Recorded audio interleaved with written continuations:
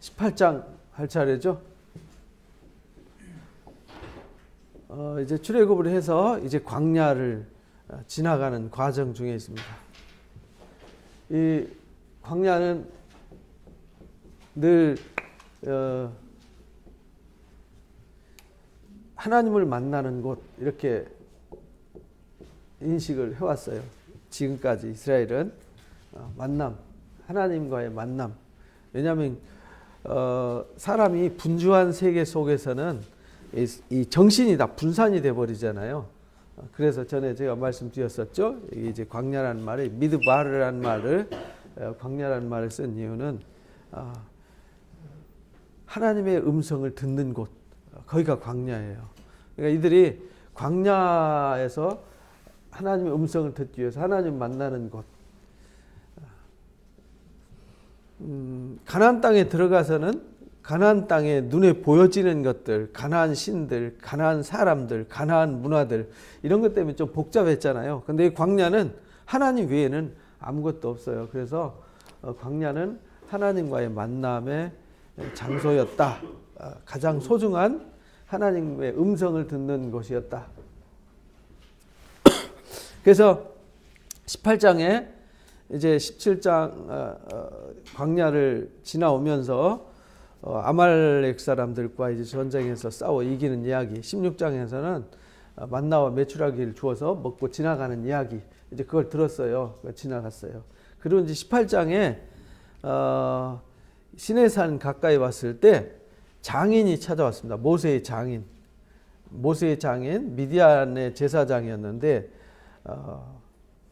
찾아왔습니다.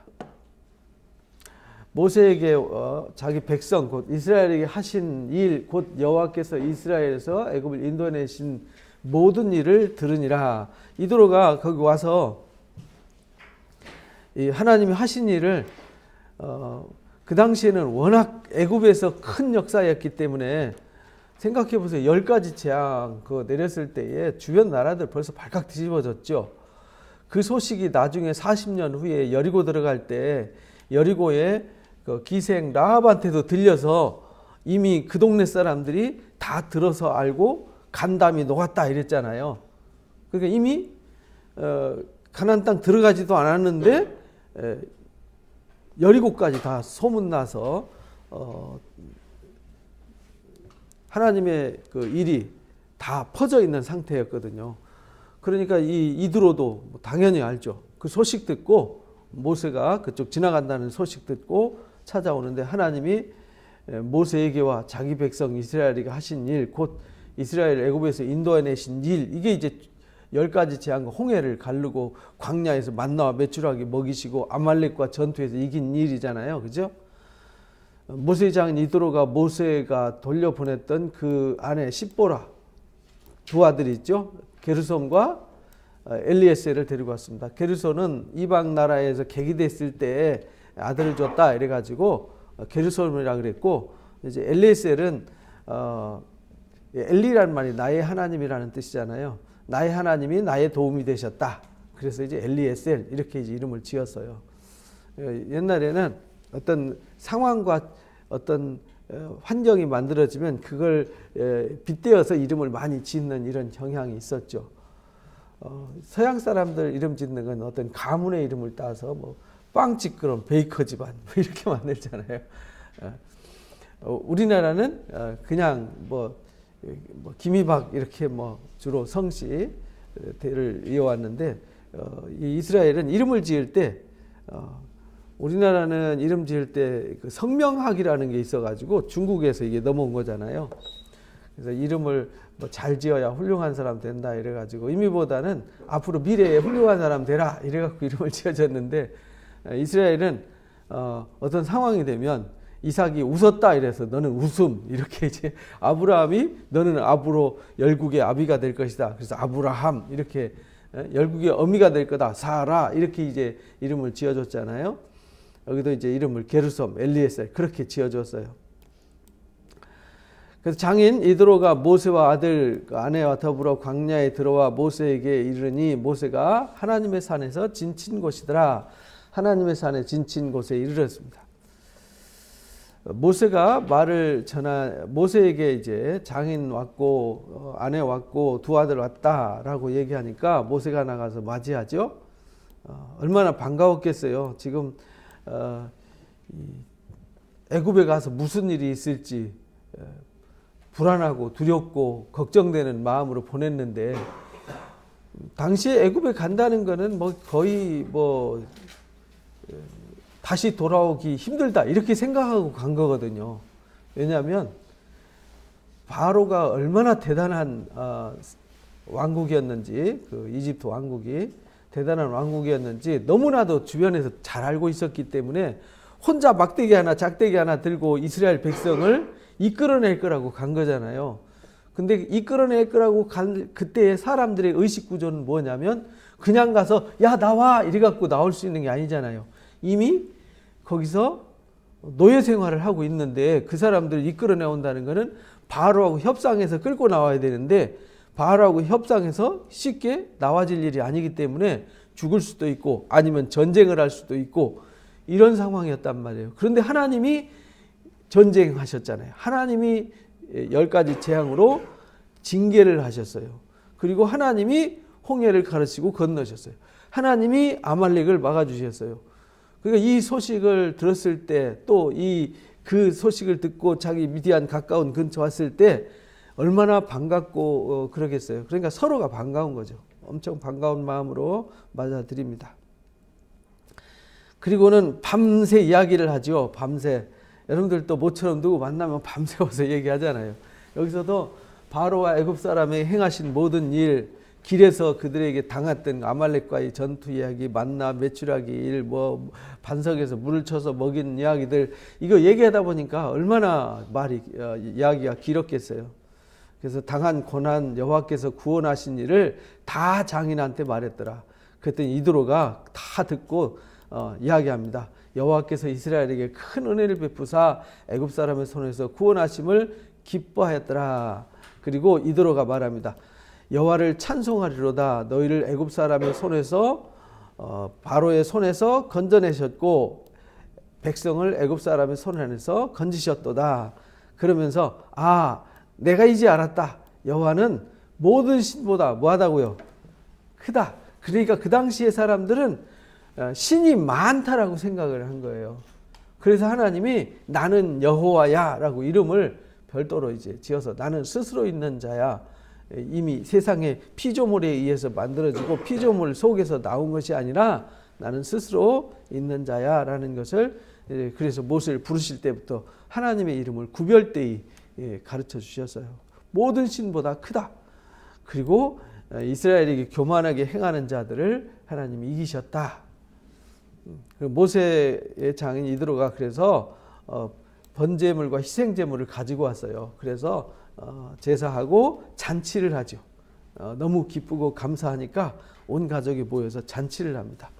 장인과 함께 떡을 먹었더라. 이튿날 그때까지는 기분이 좋았어요. 왜냐하면 가족 상봉을 하고 막 밤새워서 막 이야기할 때 흥분돼 갖고 막 얘기를 할 거 아니에요. 그리고는 이드로가 정말 하나님은 신중의 신이시다 하면서 막 기뻐하면서 잔치까지 했어요. 그리고 아침이 되었어요. 아침이 되었으면은 어떤 일이 있잖아요. 근데 보니까 이튿날 모세가 백성을 재판하기 시작해요. 아침부터 앉아가지고 아침부터 저녁까지 모세 곁에 서 있더라. 하루 종일 재판하는 거예요. 모세가 사람들 세워놔놓고 줄 쫙 서가지고, 그 말은 이스라엘 백성들이 공동체 생활을 하지만 서로 갈등과 문제가 많았다는 얘기죠. 재판한다는 얘기는 문제가 있어서 지금 판결받으러 온 거잖아요. 그러니까 그때나 지금이나 늘 우리는 공동체 생활을 하면서 우리 인간은 문제가 있어요. 가족 간에도 그렇고 형제 간에도 그렇고 직장 동료 간에도 그렇고 친구들 간에도 그렇고 늘 문제가 있을 수밖에 없어요. 그래서 재판을 합니다. 근데 모세의 장인이 가만히 보니까, 모세가 행하는 일을 보니까 하루 종일 이러고 있으니까 야 이거 뭔 일이냐 이렇게 어찌된 일이냐, 네가 홀로 앉아가지고 하루 종일 이거 아침부터 저녁까지 이게 무슨 짓 하는 거냐? 모세가 장인한테 말합니다. 백성이 하나님께 물으려고 나한테 왔습니다. 하나님께 모세가 재판을 하는데 하나님께서 이 일을 어떻게 판결해 주십니까? 라고 이제 물으러 온 거예요. 그들이 일이 있으면 내게로 이렇게 늘 나옵니다. 내가 그 양쪽을 재판하여 하나님의 율례와 법도를 알게 하고 있습니다. 이래서 이제 이 모세가요, 애굽에서 40년 동안 있었잖아요. 바로의 궁에서. 이 40년 동안 있었던 일이 이 백성들을 재판하는데 하나님이 말씀도 주시지만 하나님이 주신 것을 잘 활용할 수 있는 능력도 이미 애굽 바로의 궁전에서 이 왕정 교육을 받잖아요. 왕정 교육. 쉽게 말하면 법에 대해서 공부하고 정치에 대해서 공부하고 군사에 대해서 공부하고 경제에 대해서 공부하고 이 법도에 대해서 공부를 다 했단 말이죠. 40년간. 그러니까 익숙하죠. 그래서 이제 이렇게 하나이다. 그러니까 모세의 장인이 돼. 내가 하는 것이 옳지 못하도다. 왜냐하면 모세는요, 우직하게 그냥 순박하게 주어진 일을 자기한테 주어진 일을 열심히 한다고 했는데 옆에서 이드로가 봤을 때는 그거는 조금 옳지 못한 것 같다. 이렇게 하면은 너도 지치지만 백성들이 하루 종일 줄 서갖고 그 얼마나 힘들겠니? 그러니까 둘 다 지치는 거잖아요. 얼마 전에 어떤 분이 그러더라고요. 그 외국인 그 출입국 관리소에 가면은 이렇게 외국인들이 여기 체류하면은 이 거주지 확인 증명서 이렇게 받아야 되나 보더라고요. 근데 얼마나 많은 사람이 줄 섰는지 아침에 갔는데 저녁까지 줄 서 있었다 이러더라고요. 하루 종일 있으니까 막 어떻게 해야 될지 모르겠다고, 요즘은 해결됐는지 모르지만 그런 얘기를 하더라고요. 그러니까 이 행정이 뒷받침이 안 되면 여러 사람이 고생을 하는 거죠. 요즘은 이제 그 여권 발급하는데 2, 3일이면 되잖아요. 옛날에는요, 막 보름도 걸리고 한 달도 걸리고 상당히 시간이 많이 걸렸어요. 왜냐하면 행정력이 뒷받침이 안 돼주니까. 요즘은 전자로 다 이제 전환돼 가지고 이제 순식간에 나오죠. 이렇게 이제 힘들지 않냐? 이제 내 말 좀 들어봐라. 내가 한번 훈수를 한번 더 볼게. 이래가지고 이제 이드로가 옆에서 보면서, 왜냐하면 고대 시대에 우리가 시편 119편 97절부터 보면은 지혜에 대해서 나오잖아요. 최고의 지혜자는 원수였어요. 원수. 상대방이 나를 공격할 때는 나보다 지혜로우니까 공격해서 나를 싸워 이기는 거잖아요. 그래서 원수는 지혜롭다고 그랬어요. 그 다음에 누가 지혜롭냐면 선생님, 가르치는 선생님. 그 다음에 또 누가 지혜로웠냐면 나이 드신 분들. 옛날엔 경험이 곧 선생이었거든요.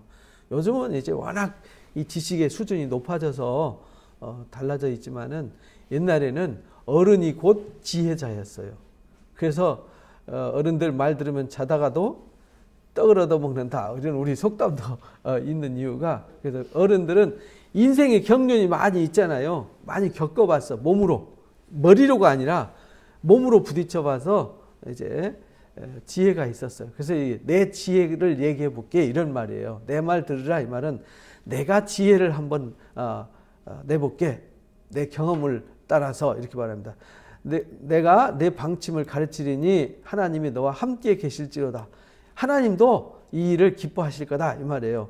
내 하나님 앞에서 그 백성을 위하여 사건들을 하나님한테 가지고 오면 율례와 법도를 가르쳐서 마땅히 갈 길과 할 일을 그들에게 보이고, 너는 온 백성 가운데 이 사람을 선별해라. 능력 있는 사람, 이랬어요. 능력 있는 사람. 능력 있는 사람인데 어떤 사람이 능력 있는 사람이냐면, 첫 번째는 하나님을 뭐 하는 사람? 두려워하는 사람. 하나님의 일은 첫 번째가요, 하나님을 두려워하는 사람이에요. 사람을 두려워하는 사람이 아니라 하나님을 두려워하는 사람. 사울 왕이 하나님을 두려워하는 게 아니라 사람을 두려워하다가 버림받았잖아요. 그러니까 우리는 어떤 상황 속에서도 하나님을 제1로 두려워하는 사람. 그래서 하나님을 두려워하는 이 자세를 하나님을 경외한다, 이렇게 표현했어요. 하나님을 경외한다. 하나님을 두려워하며 또 두 번째는 뭐하며? 진실해야 돼요. 왜냐하면 하나님은 진리이고 진실이고 정직의 대명사잖아요. 하나님을 왜곡시키면 거짓말이 되는 거잖아요. 거짓말. 그래서 손해를 보더라도요, 진실해야 돼요. 이 진실을 잃어버리면 나중에 이제 더 큰 손해를 보게 돼요. 그래서 하나님을 두려워하고 진실하고 불의한 이익을 미워하는 자, 그러니까 자기의 얄팍한 수단을 써가지고 자기 욕심을 채우려고 하는 이런 사람은 안 된다는 거예요. 그런 욕심이 없는 사람, 자기 것을 다 내려놓을 줄 알고 비울 줄 아는 사람, 이런 사람을 살펴서 백성 중에서 세워라. 이렇게 세 가지 조건을 이제 신약에서는 성령과 지혜가 충만한 사람, 사람들한테 인정받는 사람, 이렇게 이제 그 다음에 이제 재능과 덕이 있는 사람, 이렇게 이제 신약 성경이 가르쳤는데 여기서는 이렇게 가르쳤습니다. 그래서 천부장, 백부장, 50부장, 10부장 조직, 행정력을 만들어라. 행정 조직을 만들면 시스템을 만들면 너도 안 지치고 백성도 안 지칠 거 아니냐. 하찮은 일 그냥 간단하게 판단할 수 있는 거를 너한테까지 오게 하는 거 그렇잖아요. 지방법원에서 해결할 수 있는 뭐 예를 들어 소액 사건이에요. 내가 돈을 뭐 100만 원 빌려줬는데 이 사람이 안 갚아요. 판결해 주세요. 근데 그걸 대법원에 갖고 가면 대법원에서 그거 줄 서면 대한민국 사람들 다 줄 서면은 뭐 판결이 얼마나 걸릴지 모르죠. 재판 신청하면 1년 걸릴지 2년 걸릴지 3년 걸릴지 모르죠. 그래서 이제 지방법원이 있고 이제 고등법원이 있고 이제 대법원이 있고 이렇게 법원도 이렇게 우리나라에도 현대법에도 그렇게 체계를 만들어 놨잖아요. 이런 것이 기초가 된 거예요. 그래서 이렇게 사람들을 세워라. 그들이 때를 따라서 백성을 재판하게 하라. 때를 따라서. 그러니까 항상 재판, 모세가 혼자 하니까 항상 아침부터 저녁까지 매일 하는 거잖아요. 근데 그렇게 나눠서 하면은 뭐 항상 할 건 아니잖아요. 누가 문제 제기할 때만 하면 되잖아요. 이렇게 이제 좋은 제안을 해줬어요. 그러니까 하나님이 하시는 일은 하나님이 하시지만 이 땅에서 우리가 해야 할 일이 있어요. 우리가 해야 할 일은 우리가 창의적으로 지혜를 얻어서 하나님의 방법을 더 지혜롭게 해갈 필요가 있다라는 걸 가르쳐 주신 거예요. 그러니까 우리가 모여서 회의를 하고 어떤 것을 계획하고 하는 것은 우리가 해야 되는 거지 하나님이 하시는 게 아니거든요. 하나님께서 말씀을 주시고 지혜를 주시고 함께 하시고 도와주시지만 그 일을 지혜롭게 효과적으로 하는 것은 우리가 해야 되는 일이에요. 누가 해주는 게 아니에요. 그래서 때를 따라 백성이 재판하게 하라.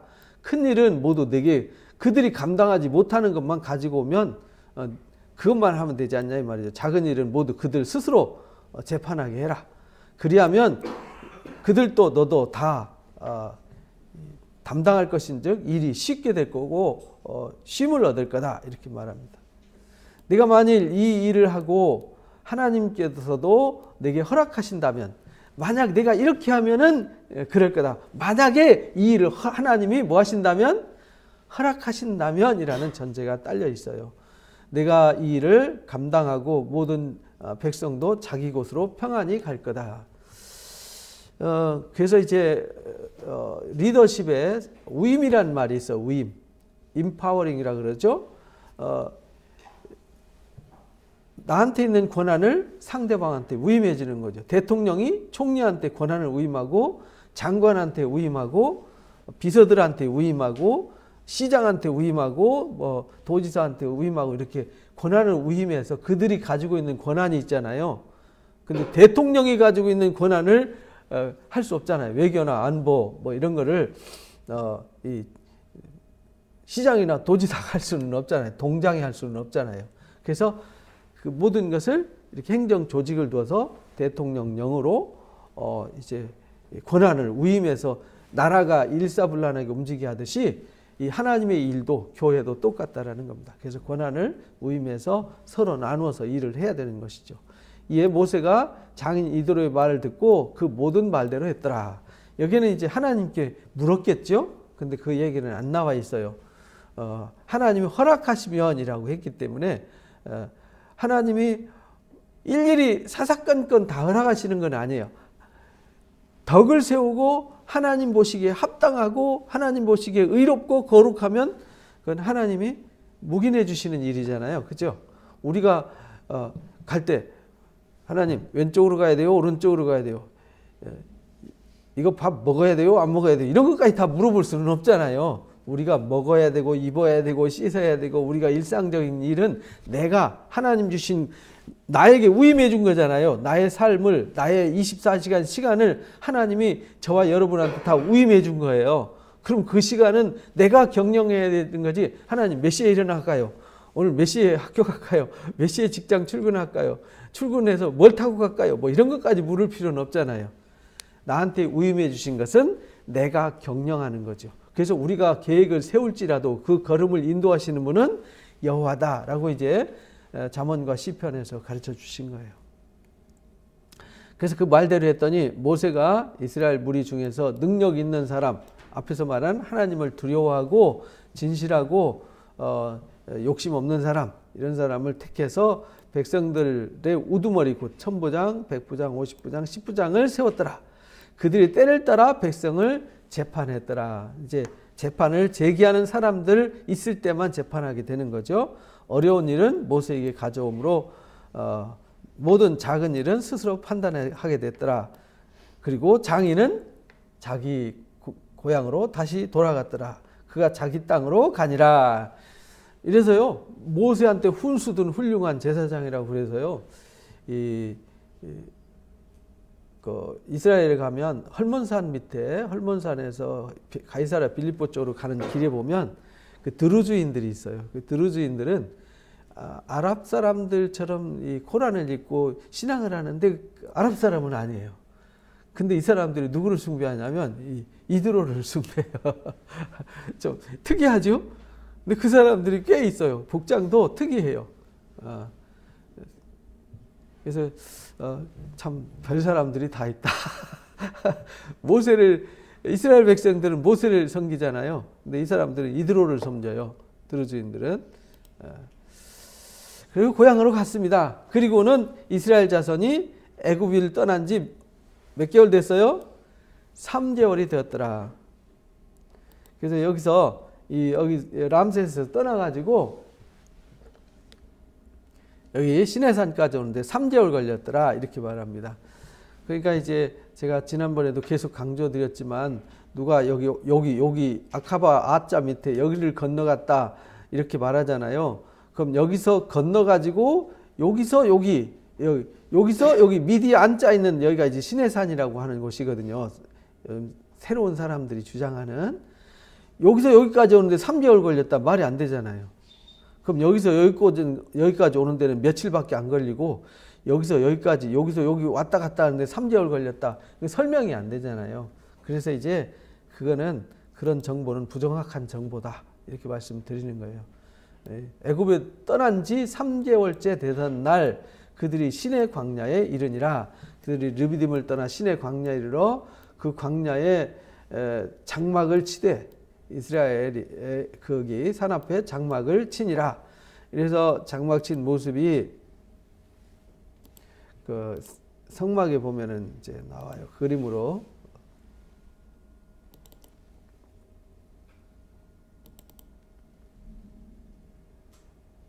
예, 이렇게 생겼죠. 여기가 이제 시내산이면 여기 이제 큰 광장에 이렇게 사람들이 모인 상태를 말하는 겁니다. 모세가 하나님 앞에 올라갑니다. 하나님 앞에 이제 하나님 부르심 받고 올라갑니다. 거기서 하나님이 그들에게 임하신 거죠. 시내산에 하나님이 임하셨어요. 그리고 모세를 부르셨어요. 그리고 말씀하시되 야곱의 집에 이같이 말해라. 이스라엘 자손들에게 말하라. 그러니까 하나님은 모세를 불러서 뭐 하는 사람 삼았냐면 하나님의 말씀을 받아서 말하는 사람. 스피커죠, 스피커. 하나님의 스피커로 삼으신 거예요. 하나님의 말씀을 전달하는 사람이지 모세가 자기 생각으로 자기 뜻을 전달하는 사람이 아니에요. 그래서 교회는 뭐 하는 곳이냐면 하나님의 뜻을 깨달아 알고 그 하나님의 깨달아 안 하나님의 음성을 전달하는 곳, 그리고 알게 하는 곳, 그리고 그 하나님의 말씀으로 살도록 도와주고 섬기는 곳, 여기가 이제 교회가 하는 일이에요. 그것이 이제 구약 시대에는 선지자들을 통해서 일했고 1세기에는 사도들을 통해서 일했고 그 이후에는 사도들의 제자들을 통해서 속사도들 또는 교부들 또 이제 교회 공동체를 통해서 일하시는 거죠. 내가 애굽 사람들에게 어떻게 행하였음과 내가 독수리 날개로 너희를 업어서 내게로 인도하였음을 너희가 보았느니라. 그러니까 하나님은 말씀하실 때 그냥 느닷없이 나타나서 말씀만 하시는 것이 아니라 이미 애굽에서 어떻게 했는지를 보여줬고 지금 시내산까지 여기 도저히 올 수 없는데 온 거잖아요. 마른 광야, 바위와 돌멩이밖에 없고 물도 없고 먹을 것도 없는 그곳에 와 있다는 것은 사람의 노력과 힘으로 온 게 아니거든요. 그래서 하나님이 독수리에 뭘로요? 날개로 업어서 이렇게 말한 거예요. 그러니까 우리도 인생 살아가는데 많은 어려움이 있지만 많은 그 과정 속에서 하나님이 독수리의 날개에 태워서 업어서 옮기듯이 하나님이 그 위기 속에서도 나를 위해서 일하신다. 그것을 너희가 보았지 않느냐 이 말이에요. 보았어요. 이미 본 걸 얘기하는 거예요. 그러니까 하나님이 일하셨어요. 하나님이 보여주셨어요. 그러니까 하나님이 말씀하시면 그 말씀이 힘이 되고 능력이 되는 거죠. 그러면서 세계가 다 내게 속했다. 그러니까 세계를 그러니까 당시에 애굽 제국을 움직이고 당시의 모든 상황 환경 다 움직인 것이 누구냐면 하나님이시라는 거예요. 너희가 내 말을 잘 듣고 내 언약을 지키면 너희가 모든 민족 중에서 내 소유가 된다. 조건이죠. 여기서 이제 하나님이 이스라엘 백성을 부르세요. 모세가 하나님 앞에 백성을 대표해서 하나님 앞에 나아갑니다. 그리고 이제 백성과 사이에 언약을 맺는 거예요. 이 언약의 법을 율법이라고 그래요. 모세를 통해서 이스라엘 백성과 맺은 언약, 그래서 첫 언약이라고 그러죠. 이 첫 언약, 이스라엘과 맺은 첫 언약이 이 율법입니다. 두 번째 언약이 예수 그리스도의 십자가를 통해서 맺어진 새 언약. 새 언약은 십자가의 언약이고요. 첫 언약은 이 율법의 언약입니다. 언약 약속하려면은 둘 다 어떤 계약 조건이 있어야 되잖아요. 하나님은 말씀으로 조건을 제시합니다. 백성들은 와서 그 조건에 아멘 하고 응답을 해야 계약이 성사가 되는 거잖아요. 지금 여기 계약하는 거예요. 계약. 그래서 내가 너희들을 내 말 듣고 내 언약 지키면 모든 민족 중에서 내 소유로 만들어줄게. 그리고 너희가 내게 대하여 제사장 나라가 되게 해줄게. 그리고 거룩한 백성 삼아줄게. 이렇게 합니다. 너는 이 말을 이스라엘한테 가서 전해라. 내가 너희한테 이런 계약 조건을 제시한다. 그러니까 너희는 이 말을 전해라. 전하라는 얘기는 이거 계약 조건을 받을래 안 받을래 지금 질문하는 거잖아요. 모세가 내려와가지고 백성들과 장로들한테 이 말씀을 전합니다.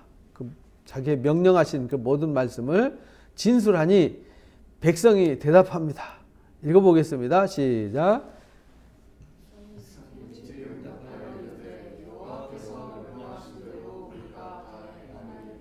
이렇게 이제 아멘으로 응답한 거예요. 아멘! 우리가 하나님 약속한 대로 다 지켜 행하겠습니다. 모세가 백성들의 말을 그런가. 하나님! 이제 응답 받았잖아요. 하나님! 그 약속 다 지킨다는데요? 라고 가서 계약 조건을 이제 하나님 앞에 말씀드리는 겁니다. 그러니까 하나님이 또 대답하시잖아요. 대화예요, 대화. 모세는 중간에 매개체, 그러니까 중매하는 거죠. 하나님과 백성, 중간에 모세. 모세가 하나님의 음성을 듣습니다. 내가 너희 백성을 모든 민족 중에서 최고가 되게 해주고 제사장 나라 되고 내 백성 되게 해줄게. 단 이 율례와 규칙을 지켜야 돼. 어떻게 할래? 라고 그러니까 모세가 가서 전하니까 예, 우리가 다 지키겠습니다. 그리고 우리가 하나님 백성, 계약 백성 되겠습니다. 그래서 계약 백성이 되는 거예요. 계약이 성립이 된 거죠. 계약이 성립이 되니까 성립이 되었음을 선포해야 되잖아요. 우리가 계약서를 쓰면요, 무슨 조인식 MOU 체결 뭐 계약 쓰면은 이제 계약서 쓰고 사인하고 탁 악수하고 사진 찍고 이러잖아요. 이게 계약식이에요. 계약식. 조인식 하잖아요. 국가끼리도 그렇고 회사끼리도. 여기서 하나님께서 모세에게 이르시되 내게 빽빽한 구름 가운데 내게 임할 거다.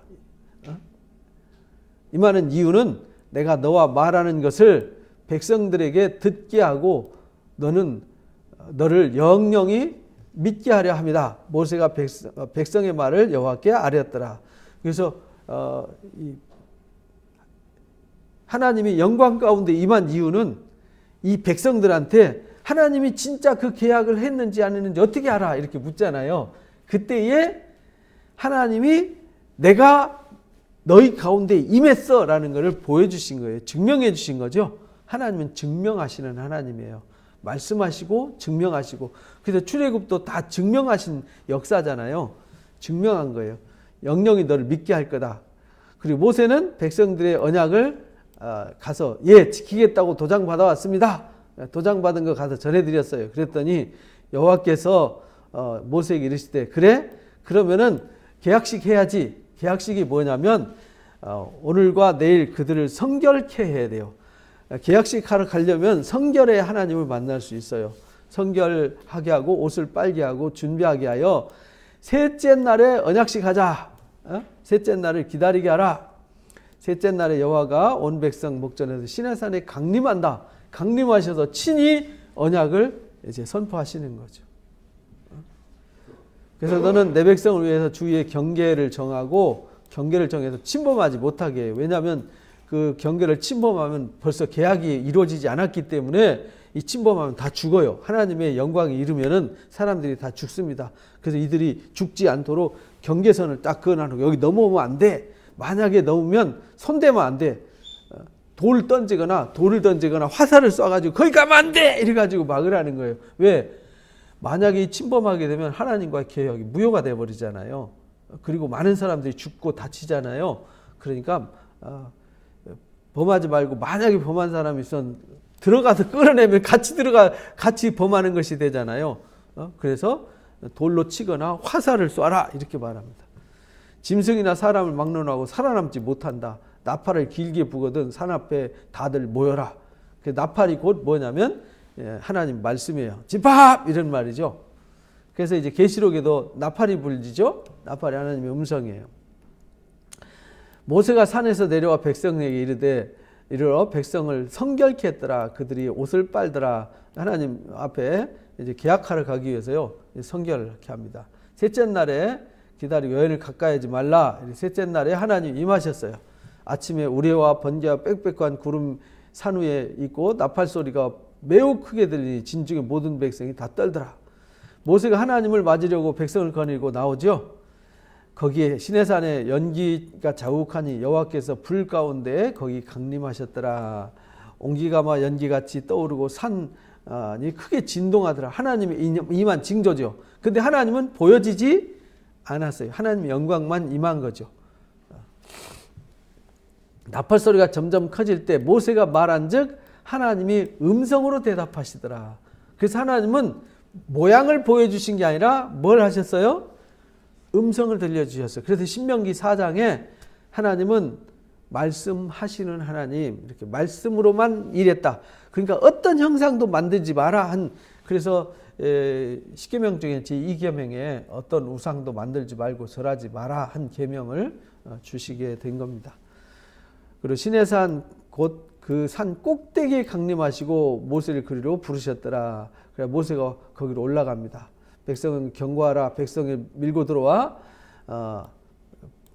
하나님 보려고 하다가 죽을까 하노라. 그래서 성결케 하고 그들 가까이 하지 못하도록 막았습니다.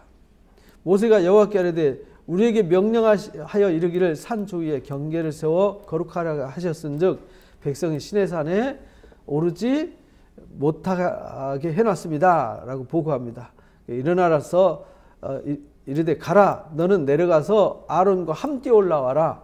이제 계약하려면은 증인이 있어야 되잖아요. 그래서 증인된 아론을 데리고 올라가는 거예요. 함께 올라오고 제사장들과 백성에게는 경계를 넘지 말라고 해라.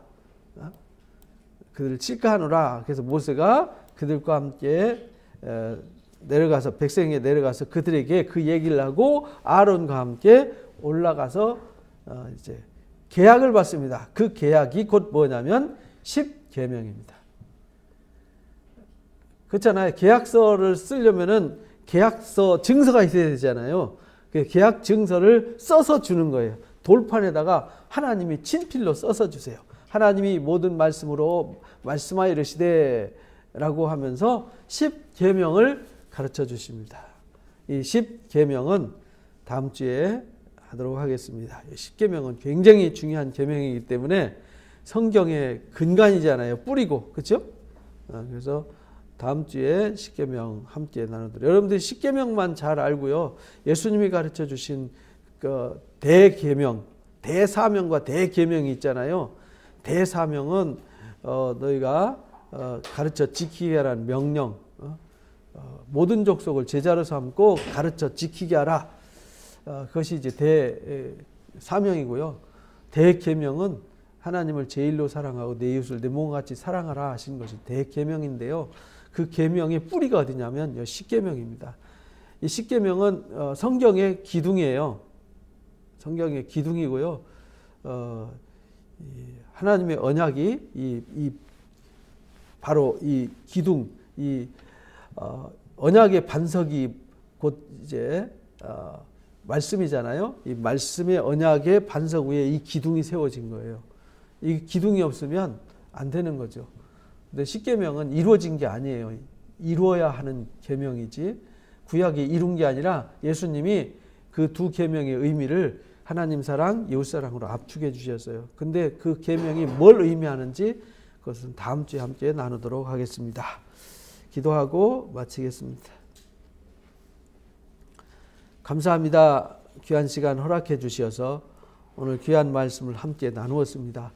하나님께서 말씀하실 때에는 그냥 말씀하시는 것이 아니라 이미 하나님께서 말씀하시고 말씀하신 것을 친히 증명하셔서 하나님이 하나님이심을, 하나님이 모든 피조물을 창조하셨고 경영하시고 주관하시고 역사하시는 모든 신 중에 신이라는 것을 증명해 주셨습니다. 이 세상에 신은 없지만 사람들이 신이라고 믿는 것보다 가장 뛰어남을 스스로 증명하셨습니다. 그리고 그 사실을 온 백성이 알게 하셨고 주변 모든 사람들에게 소문나게 하셔서 모세의 장인 이드로까지 그 소문을 듣고 와서 하나님을 찬양하고 하나님께 기쁨을 드렸던 사실을 오늘 우리가 보았습니다. 그리고 모세가 힘들고 어려울 때 장인 이드로를 보내서 지혜를 주심으로 더 효율적으로 지혜롭게 또 사명을 감당할 수 있게 하신 것도 우리가 보고 배웠습니다. 하나님, 우리가 이 땅 살아가는 동안에도 해야 할 일이 많이 있습니다. 그 일을 나 혼자 감당할 수 없고 우리는 연약하기 때문에 서로 돕는 자가 필요하고 함께하는 것이 필요하다는 사실을 우리에게 지혜로 가르쳐 주셨습니다. 우리 인생에 서로 돕는 자들 또 후원하는 후원자들이 많이 있어서 우리 삶이 늘 하나님의 은혜로 평탄하도록 도와주시고 우리 삶에 하나님이 함께하심으로 하나님의 영광에 이르도록 축복하여 주옵소서. 그리고 이제 하나님이 부르시고 말씀으로 이들과 계약 백성을 삼기 위해서 하나님 그들을 성결케 하고 하나님과 계약을 맺습니다. 하나님, 우리도 예수 그리스도의 이름으로 하나님 앞에 언약을 맺고 이제 우리가 하나님 자녀가 되어서 하나님 나라를 바라보고 이제 하나님 나라 상속자로 살아갑니다. 어떻게 살아가야 할지를 보고 듣고 배워서 하나님 나라에 합당한 자가 되게 하여 주옵소서. 우리 주 예수 그리스도의 이름으로 감사하며 기도하옵나이다. 아멘. 고맙습니다. 수고했습니다.